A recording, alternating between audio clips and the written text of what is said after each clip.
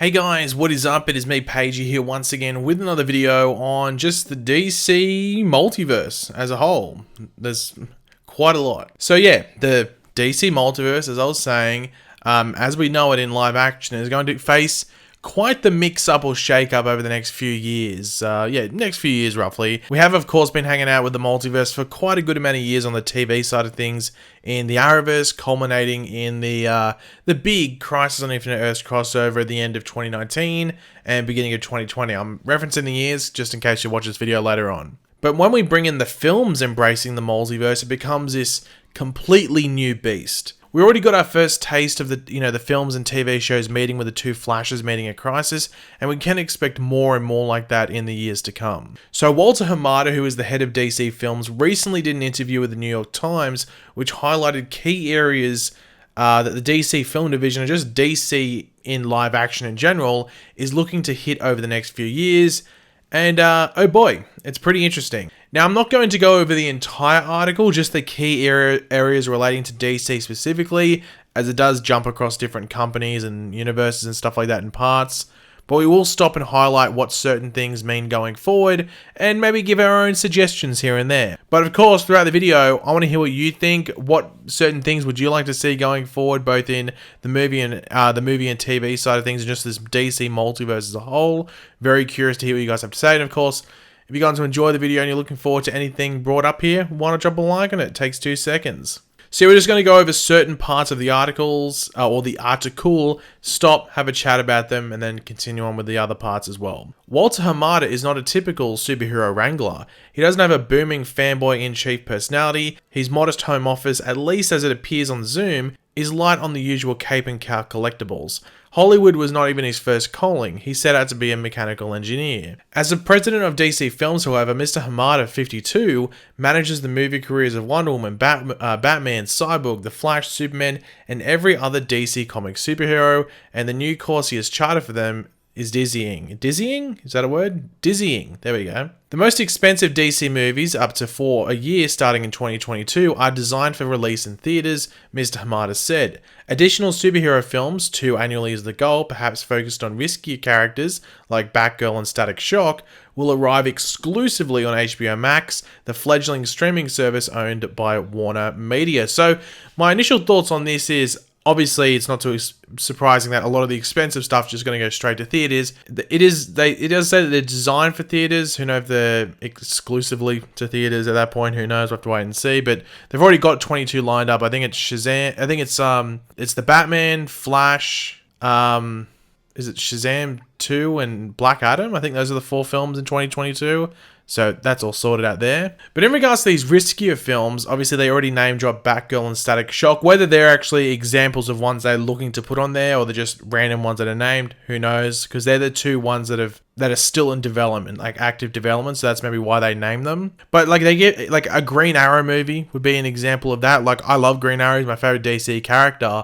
However, I know he's not that big. Even though we have Arrow, he's still not massive. Like, say, like even like the Flash or something like that. But even like Black Canary would work on this like exclusive to HBO Max thing. So it opens the doors to putting these characters in exclusive films just on HBO Max, but then they could also co-star in a future film that's for theaters. So someone could, let's just say Green Arrow, for example, he gets his movie here, but then he could appear in a Justice League movie if they do it again, and he could be a part of that Justice League, but he doesn't get his solo movie in the theaters. It's for HBO Max. In addition, DC Films, which is part of Warner Brothers, will work with filmmakers to develop movie offshoots, TV series that will run on HBO Max and interconnect with their big screen endeavors. With every movie that we're looking at now, we are thinking, what's the potential Max spin-off, Mr. Hamada said.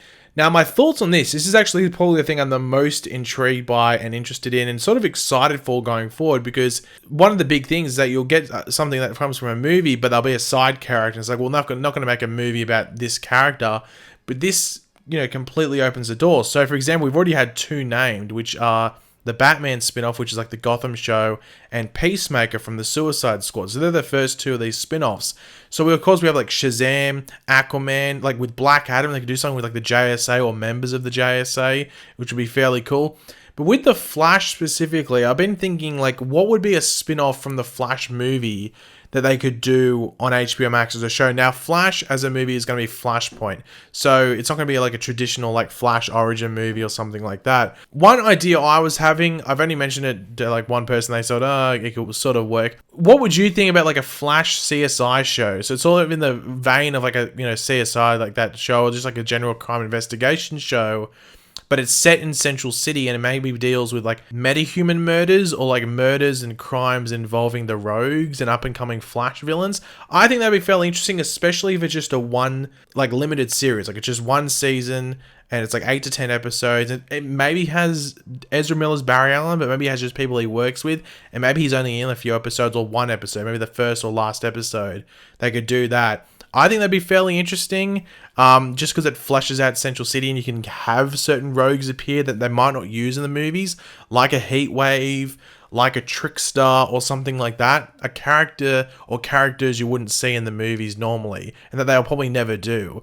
I think that'd be fairly cool. Then also, Flash has heaps of villains. I think he's probably got the third best rogues gallery in all of comics, both Marvel and DC, behind Batman and Spider-Man.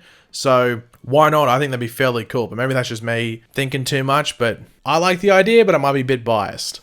If you thought there was a glut of superheroes before, just wait. To make all the storylines work, DC Films will introduce movie audiences to a comics concept known as the Multiverse. Parallel worlds where different versions of the same character exist simultaneously.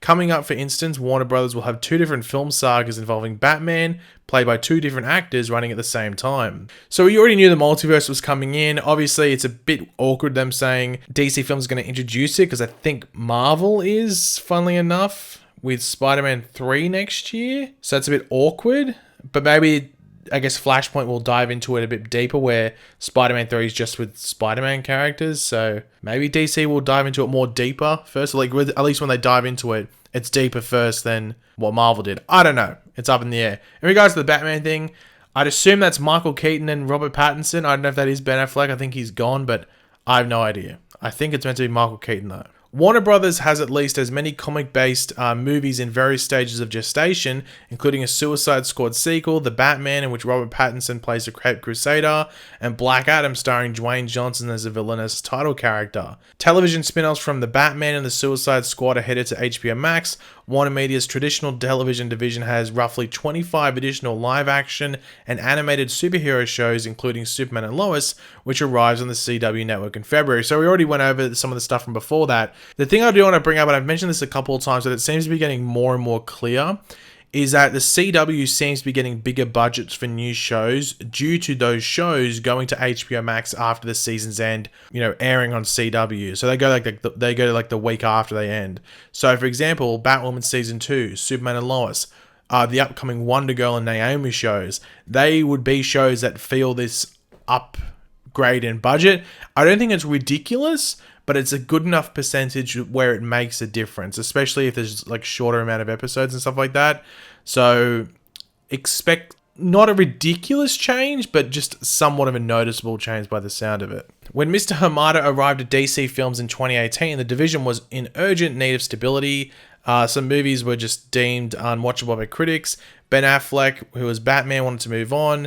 At the same time, filmmakers were developing other DC movies that had nothing to do with the existing storylines, and in fact, contradicted some of them. Mr. Hamada and Mr. Emmerich had 2 options: figure out how to make the various storylines and character incarnations coexist or start over. The answer is the multiverse. Boiled down, it means that some characters, Wonder Woman as portrayed by Miss Gadot, for instance, will continue their adventures on Earth 1, while new incarnations, Mr. Pattinson as the Batman, will populate Earth 2. The Flash, a film set for release in theaters in 2022, will link the 2 universes and feature 2 Batmans, with Mr. Affleck returning as one and Michael Keaton returning as the other.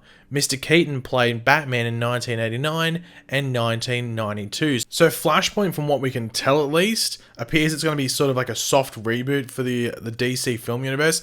Not change a ridiculous amount, but just make the changes needed to ease the ship going forward. Like certain recasts for certain characters if needed, and maybe change certain events that take place. Like I think it'd be obvious, like some recasts, like maybe like Jared Leto's Joker or something like that, because I think it's just not going to work going forward. Whether that means that Joaquin Phoenix gets brought in as the main Joker, I don't know about that. But just certain recasts in that vein, and some other ones if you want to bring them up. Now, this is the interesting thing. This is like the last thing to go over, and it's a bit of a, hashtag drama alert, I guess. But anyway, to complicate matters further, HBO Max gave Zack Snyder more than $70 million to recut his Justice League and expand it with new footage. Mr. Snyder and Warner Brothers had clashed over his original vision, which a studio deemed overly grim, resulting in reshoots handled by a different director, Joss Whedon. That didn't go well either. Zack Snyder's Justice League, now 4 hours long, will arrive in I don't think it's segments anymore. Anyway, segments on HBO Max in March. At least for now, Mr. Snyder is not part of the DC film's blueprint, with studio executives describing his HBO Max project as a storytelling cul-de-sac, a street that leads nowhere. So a cul-de-sac, it's just leads nowhere, just goes again, you turn around and come back. In regards to my thoughts on this, like, will Snyder's vision continue? I personally don't think so, but unlike many that don't think it will continue or they don't want it to continue, I actually personally wouldn't be against Zack Snyder directing future movies. I just personally don't think he should be in the driver's seat of the world deciding what happens and stuff like that. He is very divisive for general audiences, despite myself liking a good amount of the ideas he had there. It was very Elseworlds and not really main continuity that you'd want a DC film, at least in regards to structuring it his way. And because his stuff is divisive for general audiences, it's sort of the opposite of what DC wants to do, because you want to be pleasing the general audience. They're the key to success, is pleasing the general audience. You don't make $1 billion in a movie by being a bit niche and divisive. You got to please most people, and unfortunately the movies didn't do that before. So I wouldn't be against him directing stuff going forward. It's just that I wouldn't have him in the like the front seat or the driver's seat like he was before. But I don't know if he'd want to do that. I think maybe he'd want to be where he was, and I don't think they're going to do that personally. But who knows? You never know. But yeah, that's all to go over from this article. As I said, it's interesting going forward. Obviously, a lot of this stuff, like 2022 is the year that's brought up multiple times throughout this article. So you're not going to see, I think, a lot of results in regards to what they're planning here until that. You could argue until like 2024. So it's still a few years to go until we can really judge this in a critical way. But they're putting it all on the plate there. There's a lot there, and it's going to be interesting to see how they handle it and just see how this DC multiverse across multiple mediums comes together. But yeah, guys, thanks for watching. Hopefully you enjoyed the video. If you did, it'd be awesome if you could drop a like on it to show support. Let me know in the comments section down below your various opinions on what you went over. Which of these you're looking forward to the most in regards to films or TV shows from the DC multiverse. I'm always curious. Let me know. And of course, if you are new to the channel, make sure to subscribe, and I will catch you guys later. Goodbye.